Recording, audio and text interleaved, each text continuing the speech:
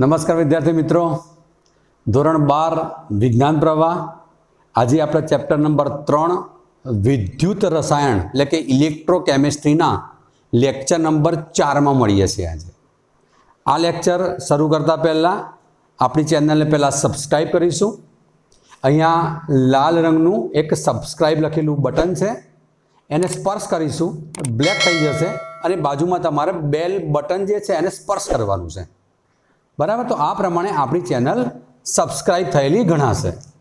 મિત્રો, હવે આ લેક્ચરની અંદર આપણે વિદ્યુત ધ્રુવ પોટેન્શિયલની વાત કરી હતી, એનું માપન કરવાનું છે.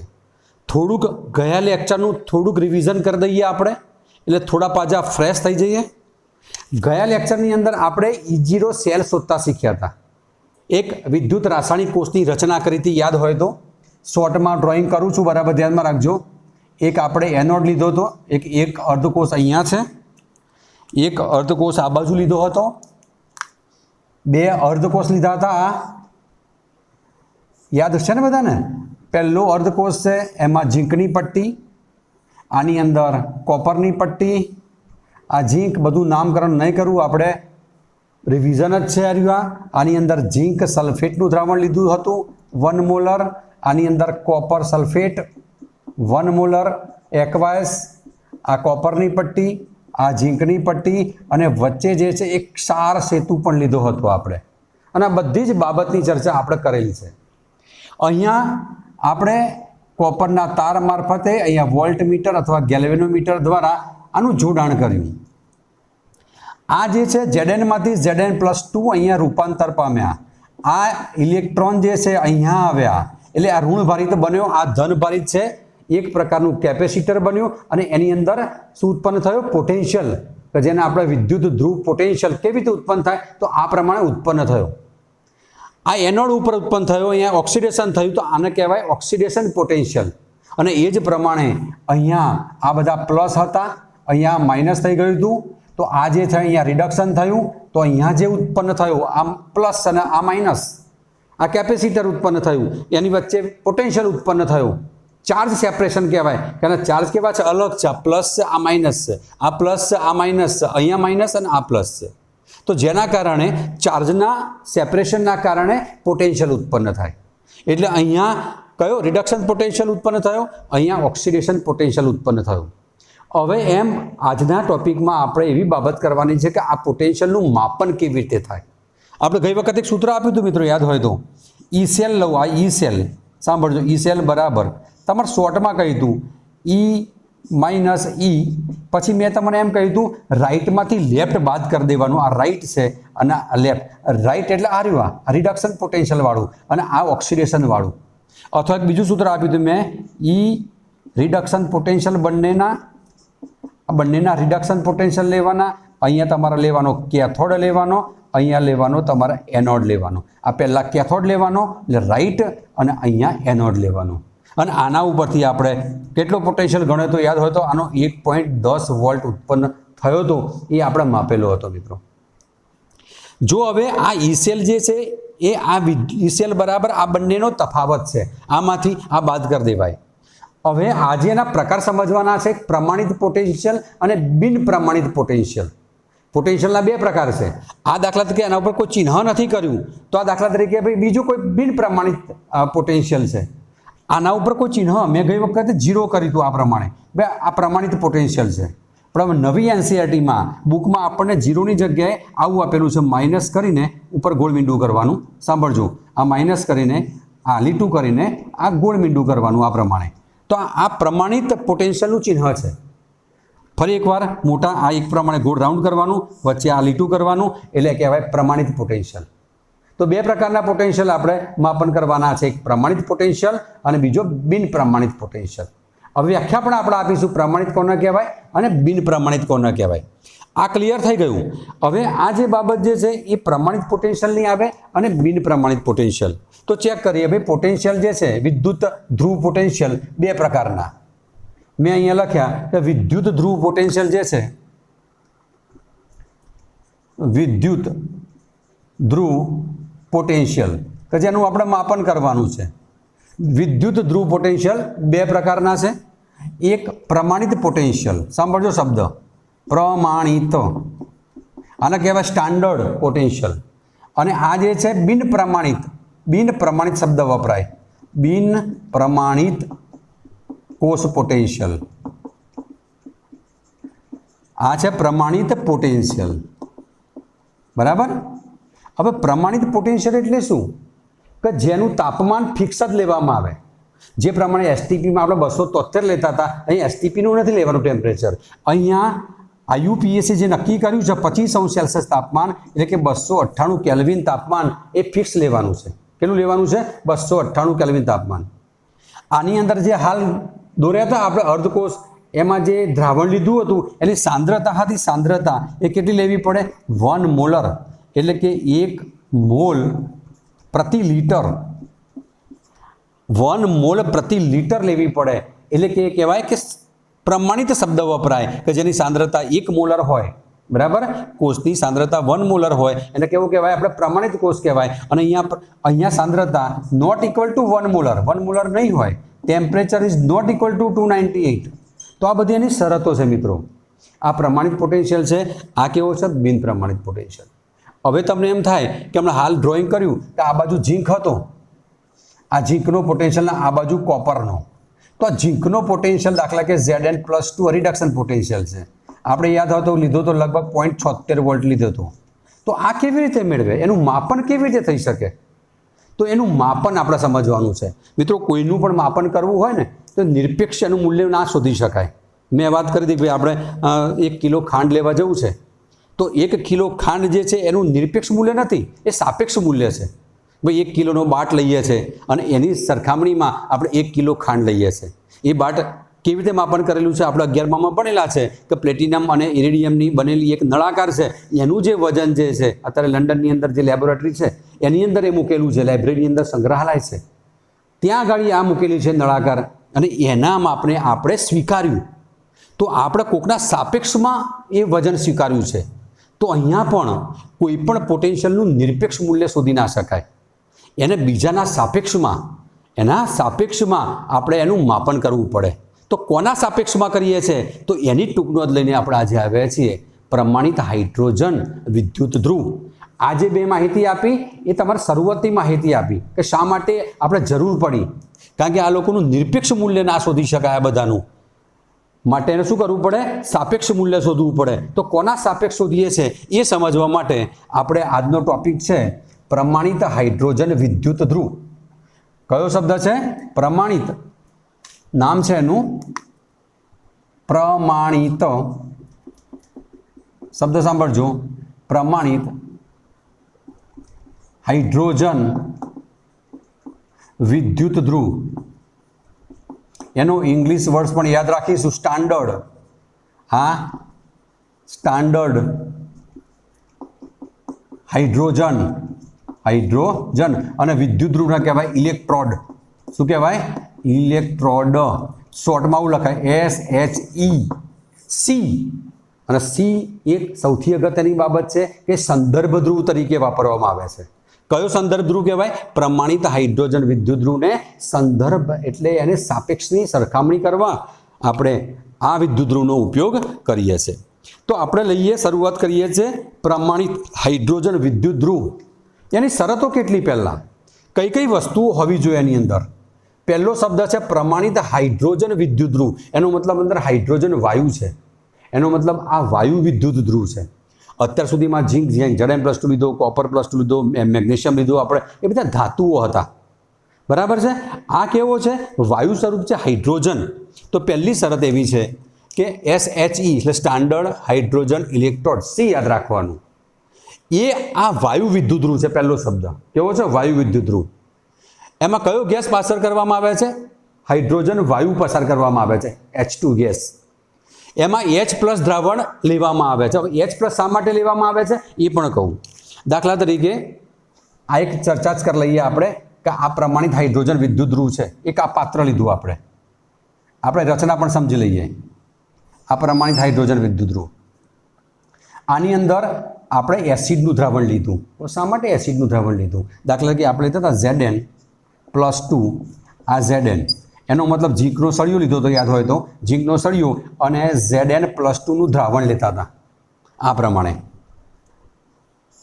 અહીંયા તમે ZnSO4નું દ્રાવણ લેતા હતા જેમાં Zn+2 હતા અને આ ઝીંકની પટ્ટી હતી તો આ જે છે ને અર્ધકોષ કહેવાય કે જેની પટ્ટી હોય એના આયનોનું દ્રાવણ હોવું જોઈએ તો અહીંયા આપણે હાઇડ્રોજન વાયુ લીધું છે કયો વાયુ લીધો છે આપણે હાઇડ્રોજન વાયુ લઈએ છીએ તો નીચે H+ હોવું જોઈએ એટલે H2 આપણે વાયુ લઈએ આપણે H2 વાયુ તો નીચે કોણ હોવો જોઈએ મિત્રો H+.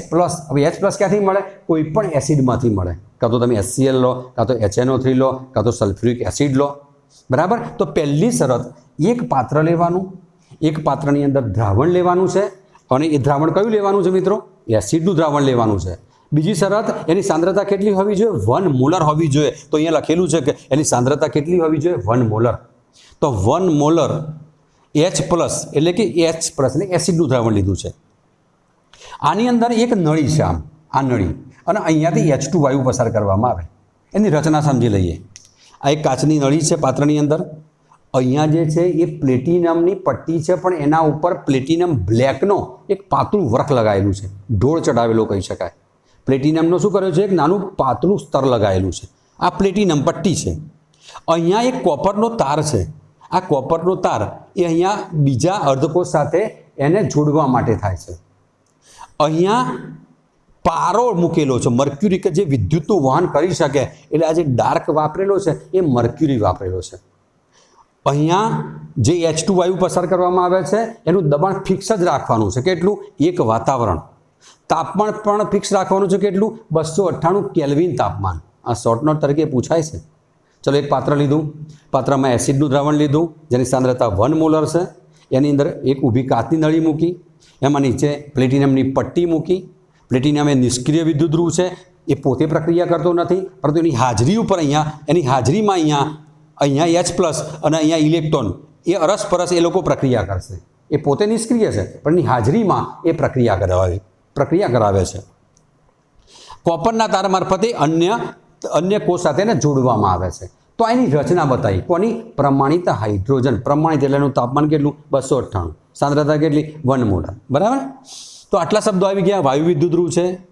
H2 વાયુ પસાર કરવામાં આવે છે દ્રાવણની સાંદ્રતા H+ ની સાંદ્રતા 1 મોલ પ્રતિ લિટર છે 1 મોલ પ્રતિ લિટર એટલે કે 1 મોલર કહેવાય તાપમાન થઈ ગયું દબાણ કેટલું લેવામાં એક વાતાવરણ અને સાંદ્રતા પણ ફરી લખી મેં 1 મોલર આ જે બાબત જે છે વિદ્યુત ધ્રુવ કયો પ્રમાણિત હાઇડ્રોજન વિદ્યુત ધ્રુવ અને IUPACએ એના વોલ્ટેજનું મૂલ્ય ફિક્સ કરી દીધું છે કારણ કે કોઈ બી સરખામણી કરવી હોય સરખામણી કરવા માટે એનું મૂલ્ય ફિક્સ કરવું પડે તો એનો વોલ્ટેજ જે છે મિત્રો E0 સેલ આનો એ કેટલો નક્કી કરવામાં આવ્યો 0.0 વોલ્ટ જ્યારે પ્રમાણિત હાઇડ્રોજન વિદ્યુત ધ્રુવ આવે એનો વોલ્ટ આપેલો હશે નહીં તો કેટલો લઈ લેવાનો આપણે 0.0 વોલ્ટ લઈ લેવાનો છે તો આ મળી ગયું આપણને 0.0 વોલ્ટ અને સંદર્ભ એટલે એની સરખામણી કરવા માટે તો આ થઈ ગઈ એની રચના પણ હવે આપણે સરખામણી કેવી રીતે કરીશું તો એના બે ઉદાહરણ અહીંયા આપું છું બરાબર સમજીશું આખા કોષ પણ બતાવીશ અને એનું મૂલ્ય પણ આપણે નક્કી કરીશું કે કેવી રીતે આપણે એનું મૂલ્ય શોધી શકાય છે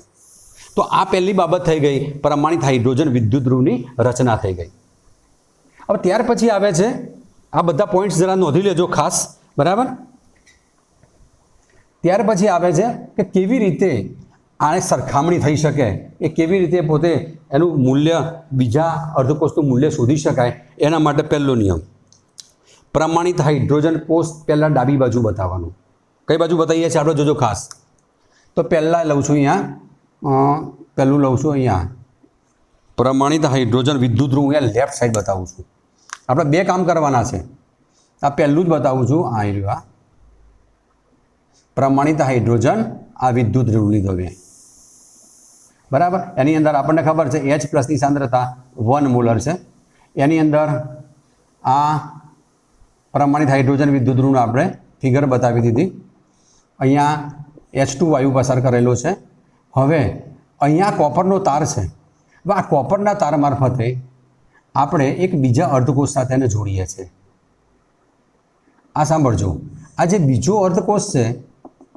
એક જેનો આપણે પોટેન્શિયલ માપવો છે બરાબર એને પટ્ટી લીધી મેં આ કોપરની પટ્ટી લીધી આ કોપરની પટ્ટી આ કોપર સલ્ફેટનું દ્રાવણ છે કે જેની સાંદ્રતા 1 મોલર છે. આ બંનેને આપણે જાણીએ છીએ, આ બંનેને આપણે અહીંયા લખી દઉં છું. આ બંનેને ગેલ્વેનોમીટર અથવા પોટેન્શિયોમીટર સાચું માપન કરવું હોય તો પોટેન્શિયોમીટરનો પણ ઉપયોગ થાય. તો અહીંયા વોલ્ટમીટર, પોટેન્શિયોમીટર કોઈ પણ લઈ શકાય. ફરી આનો વોલ્ટ તમને ખબર છે, ફિક્સ 0 જ છે. આ એનોડ તરીકે વર્તે છે, આ એનોડ, અને ડાબી બાજુ શું બતાવીએ છીએ આપણે? કેથોડ. બરાબર છે. હવે દાખલા તરીકે આને આની સાથે જોડવામાં આવે છે ત્યારે હવે બરાબર બંને વચ્ચે રાસાયણિક પ્રક્રિયા થવાની, વિદ્યુતનું વહન થવાનું.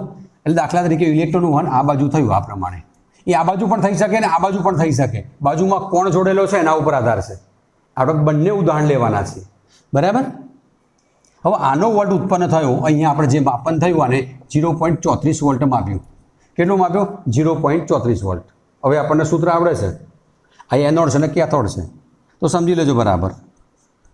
આ E0 ના હું આ પ્રમાણે બતાવું છું. E0 બરાબર, E0 સેલ લખું છું. સેલ બરાબર I0. રાઈટ માઇનસ લેફ્ટ લખો તો એ ચાલે.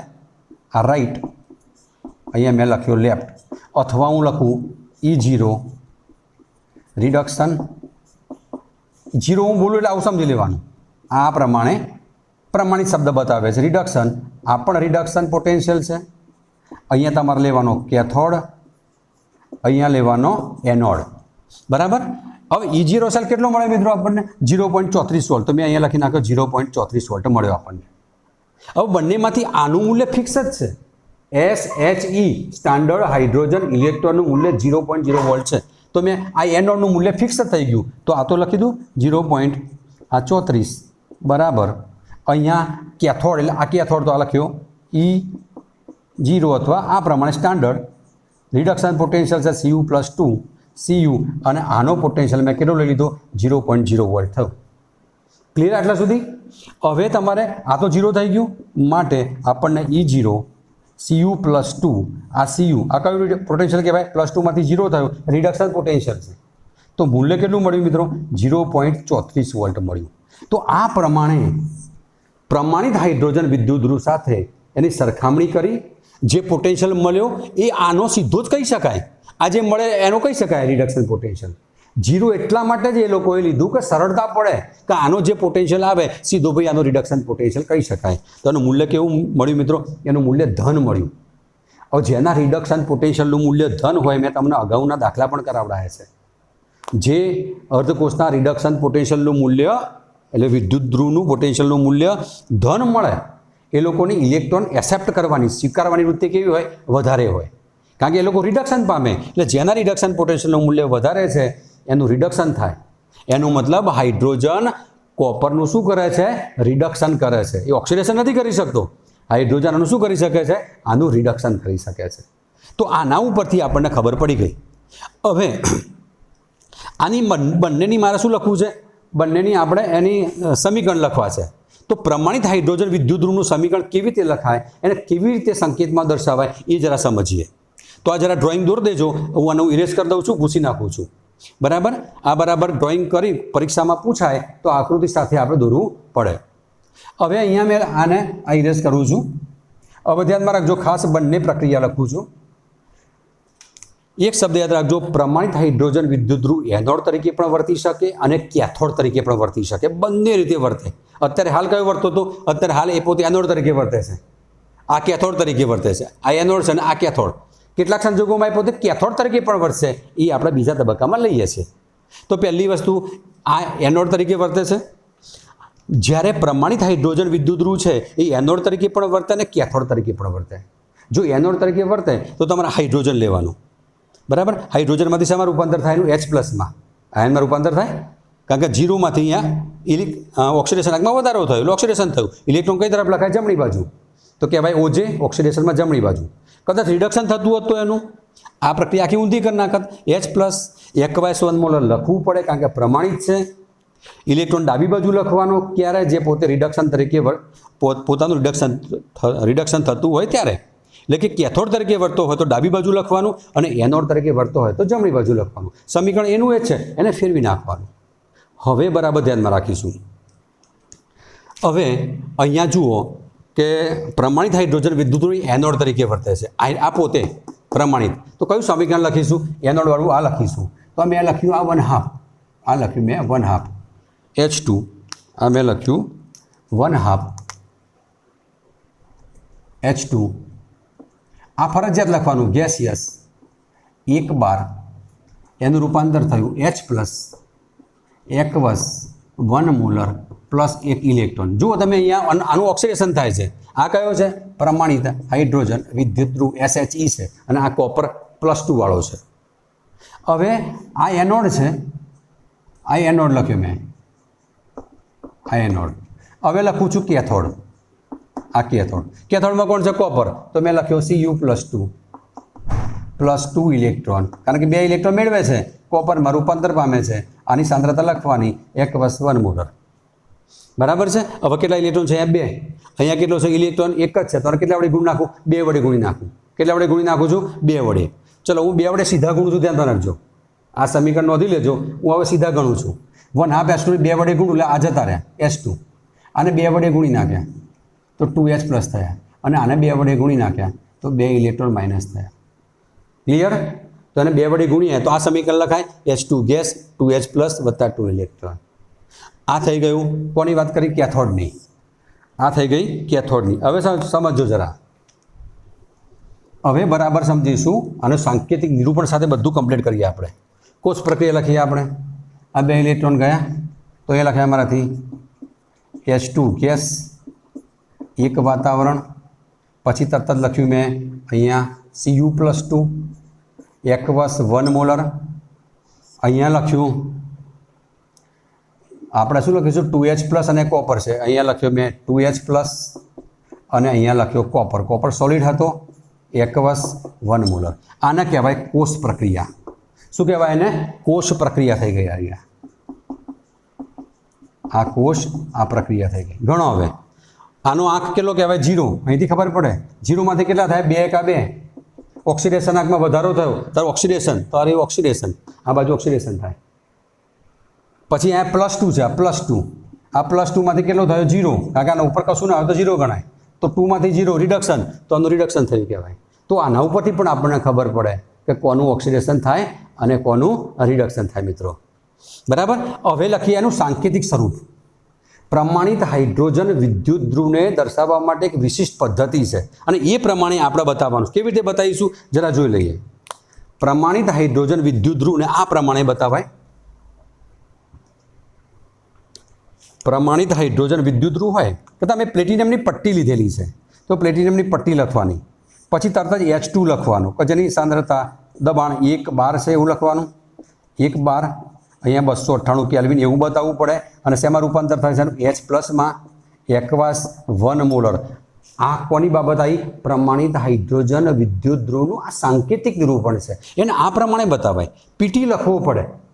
હવે આપણે એ વસ્તુ અહીંયા બતાવીએ. કોણ એનોડ તરીકે વર્તે છે? આ રહ્યો. આ એનોડ તરીકે લખું. અહીંયા લખું છું સાંકેતિક. લખ્યું મેં સાંકેતિક નિરૂપણ. બરાબર. તો મેં લખ્યું પીટી, પછી H2 શરતો ગેસિયસ 1 બાર 298 કેલ્વિન. વચ્ચે મેં ક્ષાર સેતુ બતાવવાનું રહી ગયો છે. અહીંયા ક્ષાર સેતુ બતાવવું જ પડે, એના વગર ચાલે નહીં. તો ક્ષાર સેતુ બતાવ્યું આપણે. ત્યાર પછી કોણ આવ્યું આની બાજુમાં? કોપર +2, આ Cu+2 કે જેની સાંદ્રતા 1 મોલર, એકવાયસ.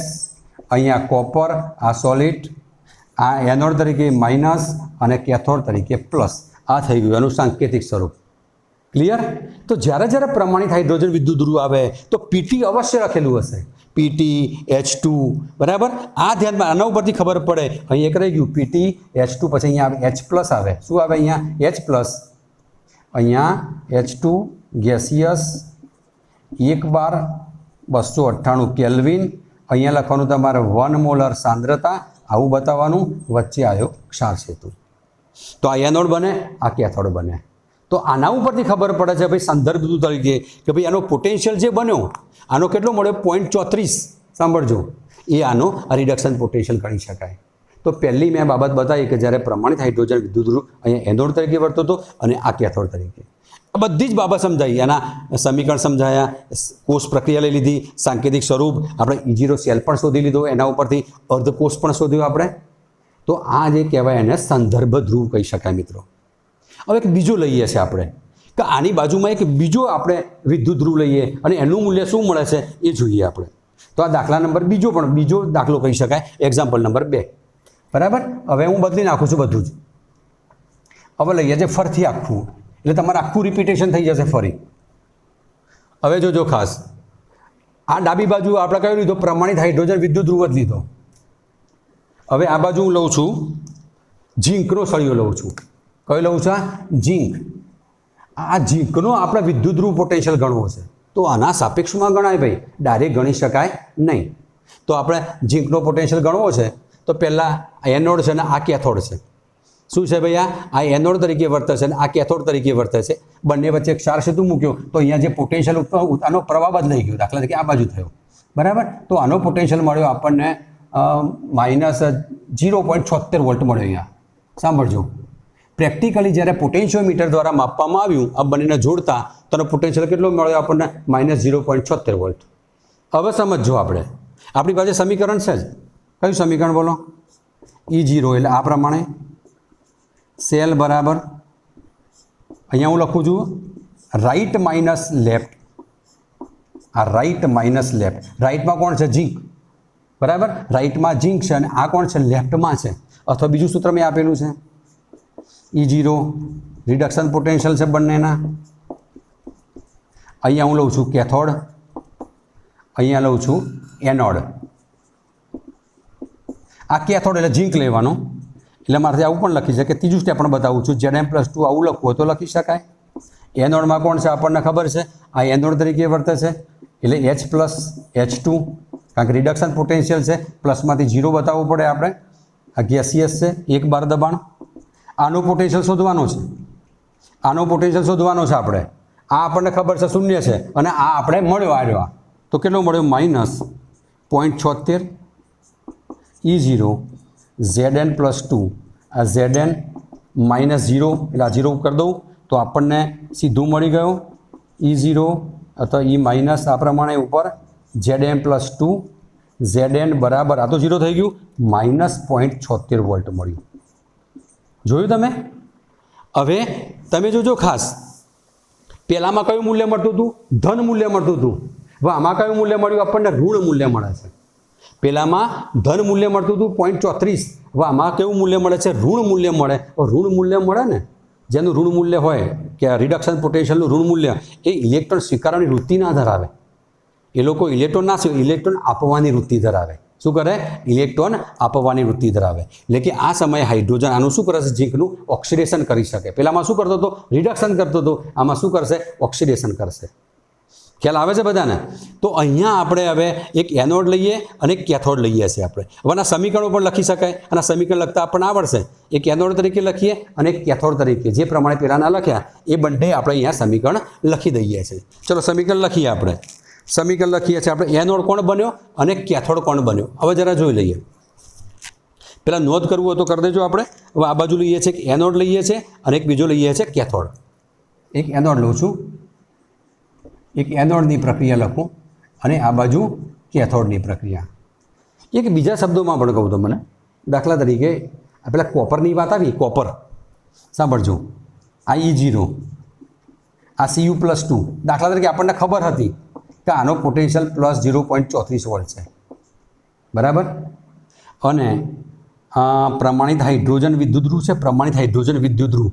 દાખલા તરીકે H+H2 એ 0.0 વોલ્ટ છે. તો અહીંયાથી પણ ખબર પડે, જેના રિડક્શન પોટેન્શિયલનું મૂલ્ય વધારે હોય એ કેથોડ તરીકે વર્તે અને આ એનોડ તરીકે વર્તે. તો એ આપણે હાઇડ્રોજન કેવું તરીકે વર્તો હતો? એનોડ તરીકે વર્તો હતો. બરાબર. હવે આના કિસ્સામાં જોઈએ, આ કિસ્સામાં જોઈએ. હવે આ કિસ્સામાં શું થાય? આપણને ખબર છે E0 Zn+2 Zn બરાબર -0.76 વોલ્ટ. અને આ તો E0 H+H2 કેટલો છે? 0.0. હવે બંનેમાંથી કોનું મૂલ્ય વધારે? બંનેમાંથી કોનું મૂલ્ય વધારે મિત્રો? આ મૂલ્ય વધારે કહેવાય. એટલે કે આ એનોડ તરીકે વર્તે અને આ કેથોડ તરીકે વર્તે. જોયું? પહેલામાં હાઇડ્રોજન જોજો, આ કેથોડ તરીકે અને આ હાઇડ્રોજન એનોડ તરીકે બતાવ્યું હતું. આ કેથોડ તરીકે જેના રિડક્શન પોટેન્શિયલનું મૂલ્ય વધારે હતો એ એનોડ, અને આ કેથોડ હતો, આ કેવો હતો? એનોડ. હવે આની અંદર શું થયું, જેના રિડક્શન પોટેન્શિયલનું મૂલ્ય વધુ, બંનેમાંથી કોનું વધારે છે? આ. તો અહીંયા આ પોતે કેથોડ તરીકે વર્તશે અને આ એનોડ તરીકે વર્તશે. ઊંધું બદલાઈ ગયું આવ્યું. આના કરતાં કેવું થઈ ગયું? અહીંયા શું હતું ને અહીંયા શું હતું ચેક કરી લો. તો એ કોના ઉપરથી ખબર પડે આપણને? પોટેન્શિયલ ઉપરથી ખબર પડે. તો આપણે સમીકરણ લખી નાખીએ. આના માટે એનોડ કોણ છે અને કેથોડ કોણ છે અહીંયાથી પણ ખબર પડે. ભાઈ બંનેમાંથી રિડક્શન પોટેન્શિયલનું મૂલ્ય વધારે આનું છે એટલે આ કેથોડ તરીકે વર્તશે. હું પહેલાં કેથોડનું લખી નાખું સમીકરણ. 2H plus 2 electron gives H2 બરાબર છે. અને એનોડ બનશે અહીંયા Zn પ્લસ 2 ઇલેક્ટ્રોન. અહીંયા પ્રમાણિત હાઇડ્રોજન વિદ્યુત ધ્રુવ એનો મતલબ એનોડ તરીકે પણ વર્તી શકે છે અને કેથોડ તરીકે પણ વર્તી શકે છે. પહેલામાં કેથોડ તરીકે વર્ત્યો, પહેલામાં શેના તરીકે વર્ત્યો? પહેલું જે હતું આમાં કેથોડ તરીકે વર્ત્યો અને આની અંદર શેના તરીકે વર્તો હતો? એનોડ તરીકે વર્તો હતો. બરાબર છે. આપણે જરા હવે આના સમીકરણ લખી દઈએ.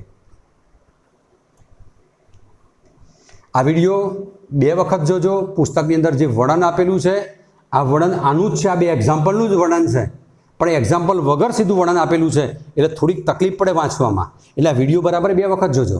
બરાબર. મેં દાખલા સ્વરૂપે તમને આખો સમજાવ્યો છે. ફરી એકવાર બંનેનો સરવાળો કરીએ આપણે. ગયા ઇલેક્ટ્રોન Zn 2H પ્લસ, અહીંયા શું લખીશું? Zn પ્લસ 2, અહીંયા લખીશું H2. ચલો હવે ચેક કરો. અહીંયા ગાડી Zn 0માંથી પ્લસ 2 થયો, એનું ઓક્સિડેશન થયું એટલે એનોડ બન્યો. એ ગાડી તો એનોડ કહેવાય. અહીંયા જુઓ 2માંથી 0 થયો, ઉપર કશું ના આવતું 0. 2માંથી 0 આ ઘટાડો થયો ઓક્સિડેશન આંકમાં. અહીંયા શું થયો હતો? વધારો. વધારો એટલે ઓક્સિડેશન અને ઘટાડો એટલે રિડક્શન. તો ગણી લો 2માંથી 0 એટલે પોતાનું રિડક્શન થાય છે. એટલે કે પ્રમાણિત હાઇડ્રોજન વિદ્યુત ધ્રુવ એકમાં કેથોડ તરીકે વર્ત્યો અને એકમાં એનોડ તરીકે વર્તે છે. આ એની કોષ પ્રક્રિયા થઈ ગઈ. અને છેલ્લું એનું કોષનું સાંકેતિક નિરૂપણ. હવે કોષના સાંકેતિક નિરૂપણમાં અહીંયા બદલાઈ જશે મિત્રો. એનોડ તરીકે ઝીંક છે તો હું પહેલું લખીશ ઝીંક. અહીંયા આ બધું પૂછી નાખું છું. સાંકેતિક નિરૂપણ લખું છું. હવે લખું છું સાંકેતિક નિરૂપણ. સાંકેતિક નિરૂપણ કોણ એનોડ તરીકે વર્તે છે? અહીંયા જુઓ અત્યારે પ્રવાહ બદલાઈ ગયો છે. એનોડ તરીકે આ છે તો અહીંયા લખું છું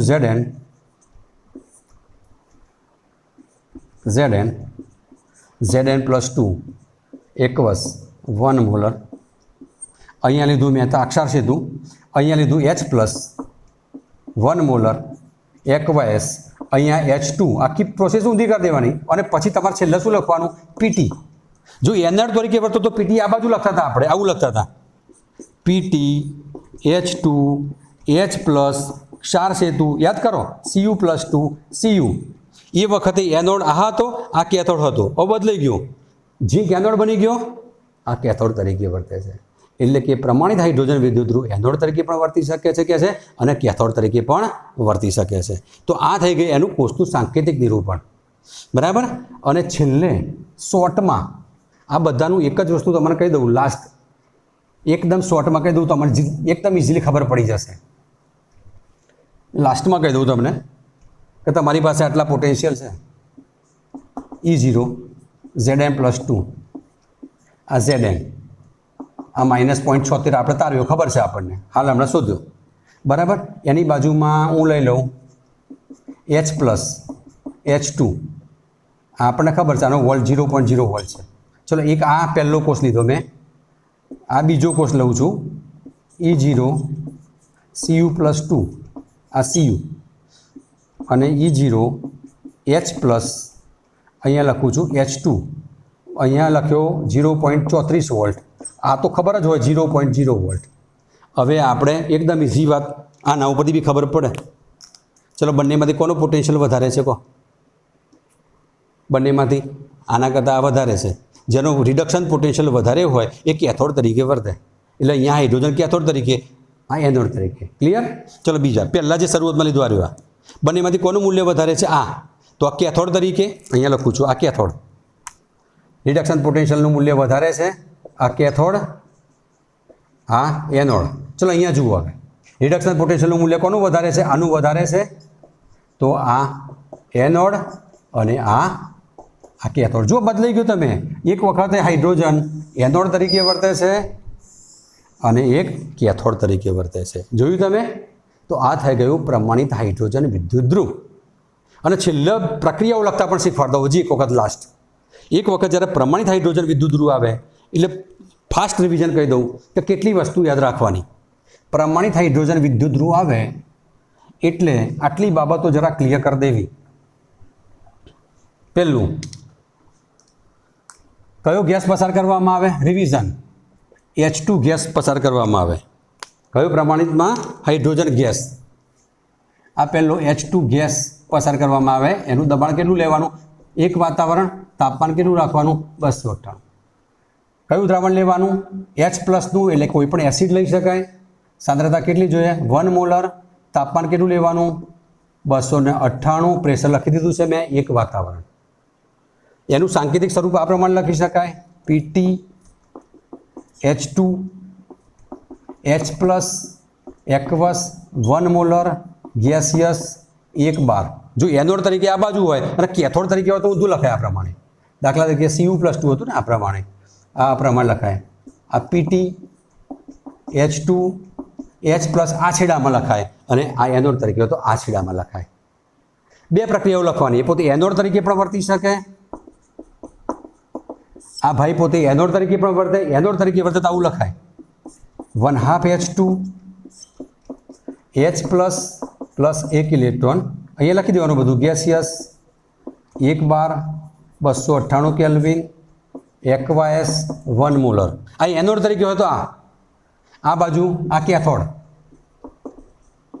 આ બાજુ એનોડનું લખું છું બધું સમીકરણ. કદાચ 2 વડે ગુણેલા લખવા તો 2 વડે ગુણા 2 ઇલેક્ટ્રોનમાં લખી દઈએ તો અથવા લખી નાખીએ ઓર 2 વડે ગુણી નાખો તો આ સમીકરણ પણ આપણે કામમાં આવે છે કેટલીક વખત. H2 2H+ 2 electron aqueous 1 molar gaseous 1 bar. જો 1 ઇલેક્ટ્રોન વાળું કોઈ હોય એની સાથે Ag+ જોડેલો હોય, 1 ઇલેક્ટ્રોન હોય તો આ સમીકરણ લખવાનું અને 2 ઇલેક્ટ્રોન વાળું હોય તો આ લખવાનું. બરાબર છે? ઊંધા નથી. કેથોડ તરીકે વર્તે. કેથોડ તો આ સમીકરણ ઉલટાવી દો. H+ એક્વાસ 1 મોલર ઇલેક્ટ્રોન 1/2 H2 ગેસિયસને 1 બાર લખી લો. અથવા શું લખશો? 2 વડે ગુણી નાખો. 2H+ એક્વાસ 1 molar 2 electron H2 gaseous 1 બાર. બંનેનો E0 સેલ તો 0 છે. એના ઓક્સિડેશન ગણો કે રિડક્શન. પ્રમાણિત હાઇડ્રોજન માટે એનો સેલ જે છે બંને માટે E0 સેલ કેટલા વોલ્ટ મળે મિત્રો? 0.0 વોલ્ટ. તો આ થઈ ગયો પ્રમાણિત હાઇડ્રોજન વિદ્યુત ધ્રુવ. ખબર પડી બધાને? તો આ થઈ ગયો મિત્રો પ્રમાણિત હાઇડ્રોજન વિદ્યુત ધ્રુવ. એકદમ આપણે ડિટેલમાં ચલાવ્યા છે. ખબર ન પડે તો 2 વખત વિડીયો જોજો. ટેક્સ્ટબુકમાં જે આપેલું છે એ વાંચજો શાંતિથી. અને એક બીજું, તમારી જે જૂની બુક હતી બોર્ડની, ગુજરાત બોર્ડની બુક, એ પણ રેફરન્સ બુક તરીકે તમે એને રાખજો. એ પણ સાદી ભાષામાં લખેલી બુક છે. એમાં પણ બધું સારું એક્સપ્લેનેશન કરેલું છે. એ પણ તમે એનો રેફરન્સ બુક તરીકે એનો ઉપયોગ કરી શકશો. મિત્રો, વિડીયો ગમે તો લાઈક કરજો, કોમેન્ટ્સ કરજો અને જેને જરૂરિયાત છે, બધા જ વિદ્યાર્થીઓને અત્યારે જરૂરિયાત છે, એમને શેર કરજો. એવી મારી નમ્ર અપીલ છે. Thank you.